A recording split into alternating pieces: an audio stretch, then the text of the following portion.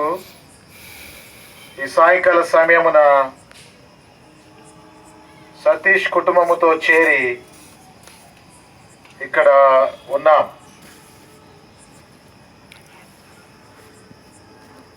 యేసుక్రీస్తు ఈ లోకమునకు ఎందుకు వచ్చాడు అన్న ప్రశ్నకు జవాబులలో ఒక జవాబు చదవబడిన పరిశుద్ధ గ్రంథం యొక్క లేఖన భాగములో రాయబడి ఉన్నది.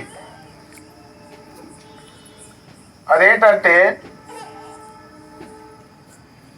50వ వచనములో ఇలాగున రాయబడి ఉన్నది,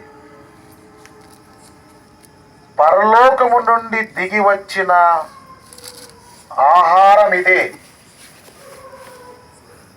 51వ వచనములో పరలోకము నుండి దిగి వచ్చిన జీవాహారమును నేనే. పరలోకము నుండి దిగి వచ్చిన జీవాహారమును నేనే అని యేసుక్రీస్తు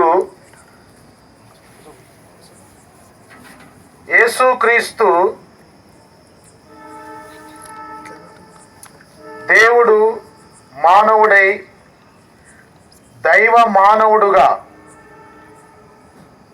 పరిపూర్ణమైన దేవుడుగా, పరిపూర్ణమైన మానవుడుగా, 100% దేవుడు 100% మానవుడుగా, దైవ మానవుడుగా ఈ లోకములో కన్యక గర్భాన్ని చించుకొని ఈ లోకానికి వచ్చినప్పుడు ఆయన ఈ మాట పలికి ఉన్నాడు, నేను పరలోకము నుండి దిగి వచ్చిన జీవాహారం అన్నాడు.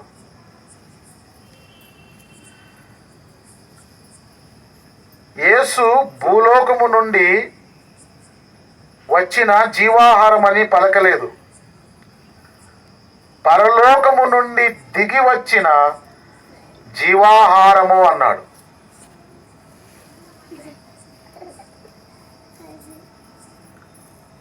యేసుక్రీస్తు ఈ మాట ఎందుకు పలికాడు? పలకాల్సిన అవసరత ఏమి ఏర్పడింది? అదే క్రిస్మస్ సందేశము ఈ సాయంకాల సమయమున మనము పొందనై ఉన్నాము. ఈ సాయంకాల సమయమున క్రిస్మస్ సందేశం ఏంటంటే, పరలోకము నుండి దిగి వచ్చిన జీవాహారము యేసుక్రీస్తు. యేసుక్రీస్తు పరలోకము నుండి దిగి వచ్చిన జీవాహారము, పరలోకము నుండి దిగి వచ్చిన ఆహారము యేసుక్రీస్తు. ఇదే క్రిస్మస్ సందేశం. దాని వివరంలోనికి మనం వెళ్తే, ఎందుకు యేసుక్రీస్తు ఈ మాట పలికాడు? నేను పరలోకము నుండి వచ్చిన ఆహారము. ఆదికాండము 1వ అధ్యాయములో ఇలాగున రాయబడి ఉన్నది, 6 రోజులు పని చేసుకో,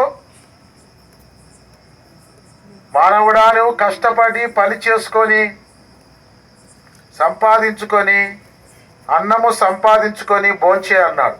దేవుడే అన్నాడు, కష్టపడి పని చేసుకొని ఆహారము భుజించమన్నాడు.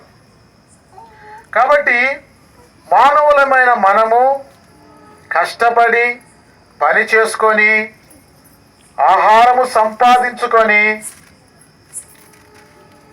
మనము మన శారీరక ఆకలి తీర్చుకోవాలి. అది దేవుడు పెట్టిన పద్ధతి, క్రమము కూడా.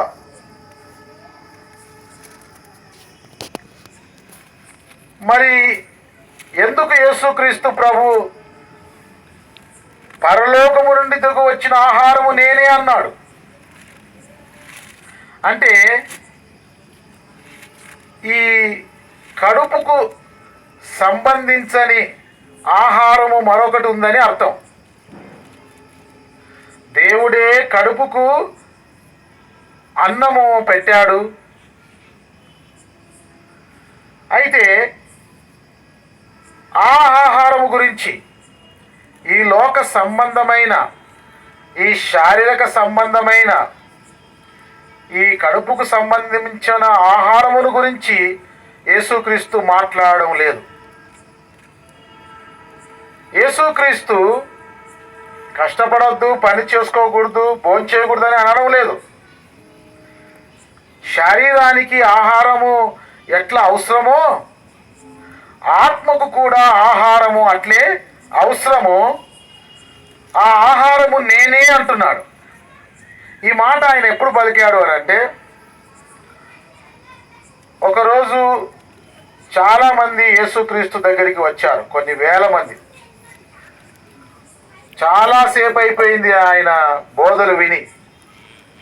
వారికి ఆకలి అవుతుందని ఆయన వారి యొక్క ఆకలిని తీర్చాడు. 5 రొట్టెలు 2 చేపలు 5,000 మందికి పైగా ఆయన పంచిపెట్టుట ద్వారా వారి యొక్క శారీరక ఆకలిని తీర్చాడు.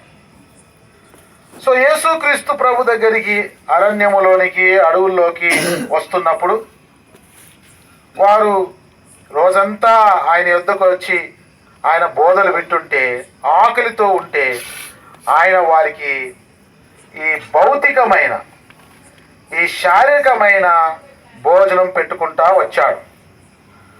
ఒకరోజు యేసు ప్రభు కనబడలేదు. ఒక చోటికి వస్తానన్నాడు. ఆయన అక్కడ కనబడకుంటే వారు యేసు ప్రభు ఎక్కడున్నాడో అని వెతుక్కుంటా చాలామంది తండోపతండాలుగా వచ్చారు.